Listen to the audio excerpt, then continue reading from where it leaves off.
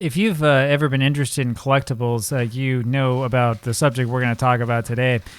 For the last couple of years, I've spent some time paying attention to the world of Magic the Gathering. I think I mentioned it here before. Back when I was in middle school, I used to play a lot, and then I got out of playing, ended up selling all my cards, and discovered that it was still a thing back around, 2015, maybe before that, 2014 or so, and started to follow it a little bit here and there on Reddit.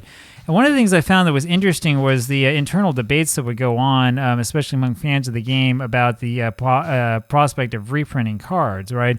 Especially the famous cards from the alpha and beta sets of the game, whether it would be possible to reprint cards that were overpowered in terms of the game itself, and whether it would even be legal. The concept of promissory estoppel came up from time to time, which is really interesting when you think about it. So you're telling me that a company cannot reprint its own product because somebody who owns the original product would sue and say, I thought this was worth X, but now you reprinted it and the value goes down. This is an interesting topic, and it's an interesting debate, and it's one that goes a little bit beyond kind of what I have the ability to talk about because I'm not a legal expert.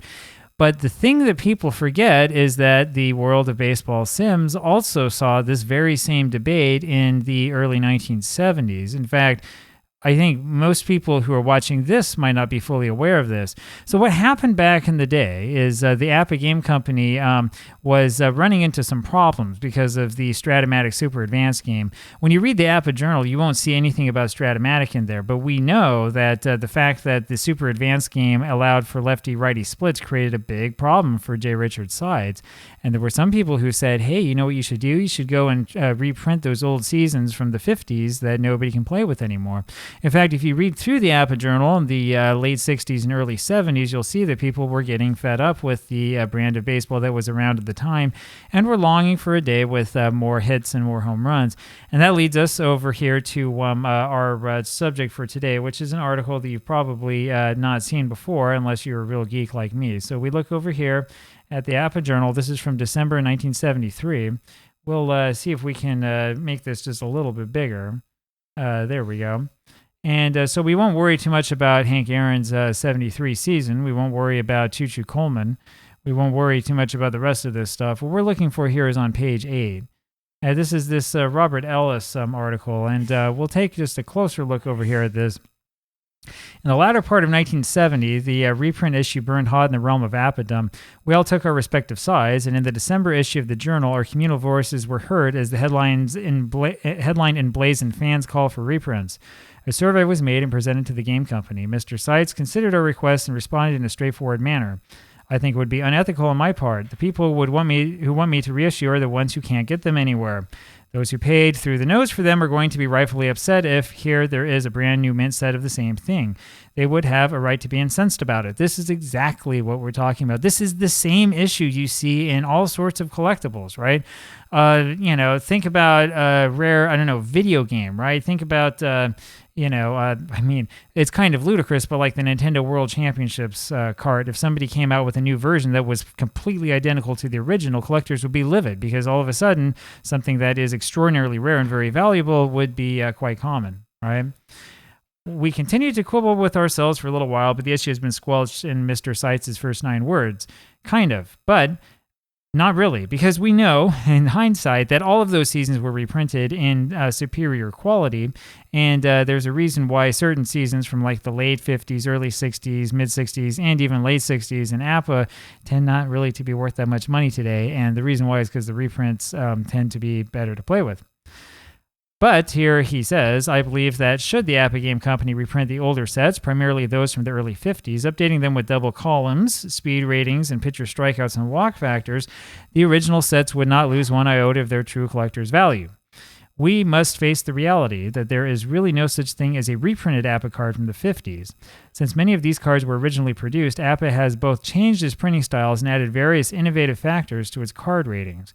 They look at the World Series edition that came out recently, which today is also not really that easy to find. Right? The 52 Yankees and Dodgers were reprinted as part of that, and they're different than the original 52 Yankees and Dodgers, and it's probably a good thing. One might ask for evidence to support the theory that such updated cards would not diminish the value of the original counterparts. Perhaps we can best answer this by turning our attention to a companion subculture, that of comic book fandom. Comics, like APPA, have increased in value as collector's items, and the situation is similar enough to use as a basis for comparison. For example, Action Comics #1, printed originally in 1938, introduced Superman to the world. Since that time appearing, there have been many reprinted versions appearing in both comic book form and hardback books. Despite the fact that almost anyone can now read a copy of that first Superman comic, as recently as 9 months ago, an original sold for $1,812. I hope you bought that in 1973 at that price, because today it's worth several million. That price is remarkably similar to the estimated value of the 1950 APPA baseball cards. Well, not today. 1950 APPA baseball cards are expensive, but it's probably not going to get you seven figures. The joy of owning an original issue of this comic book sends the serious comic book collector into a state of nirvana. Indeed, many of the original comic books that have subsequently been reprinted are oftentimes worth more than those that have not been reissued. Yes, that is true. That is the other thing that people forget, because it adds to the novelty and it will add to the value of the original product, right? So we hope for reprints and in an updated form and so on and so forth. Now, I'm going to tell you sort of my take on this. I think that that's absolutely true, and I think that we can see that looking backwards. It's not an issue today because most games that come out now are sort of print to demand. It might become an issue in the next couple of decades if you had a game that was very well received and not very well printed that eventually had enough demand. You might see value go up, though I wouldn't bet on it. What I will say, though, is that if you're interested in Magic the Gathering and thinking about something like, I don't know, the recent Magic, what do they call that? The big Magic reprints that everyone was upset about and people didn't buy, you can understand that, of course, the fact that you could draft a Black Lotus that was now unplayable in all formats has absolutely nothing to do with the value of the original. In fact, if anything, it might cause players who were unfamiliar with the original to become more interested in it and to want to buy it and to want to move along. The APPA Game Company, by the way, right now is reprinting original sets as they were originally issued. They have, I know, 1950, 51, and 52, and I think there are more coming. And the reprints are actually kind of worth a bit of money. It's very, very interesting to look at. It's a very interesting phenomenon as they've reprinted this and made it sort of a collector's item, the reprint itself, right? I think that we will see this continue. I actually hope that one of these days you'd be able to buy different variations and versions of the APPA set sort of for historical purposes, and that everything would just be sold on demand so the company can continue to make money off of it. I don't see any reason not to do it, right? People who want to collect the original will, right? And then those of us who are interested for historical reasons and like totally analyzing or taking apart one of these sets or the great teams of the past or something could also do so, right? And the game company could get quite a bit of money from it. Although it's nice to have a limited release and say we only have, 1,000 copies of this and that's all, there's no more. The problem that you have with that is that when it's resold, the game company does not get any money. If you want to maximize your profit, it's best to keep it available as print to demand and take that take that potential profit out of the secondary market as long as you stay around. Now, how long these companies will stay around is another thing, and I do mean APPA when I say that. I know that things look like they're going fairly well now, but I've seen this company go bankrupt numerous times in my own lifetime, and I'm not that old.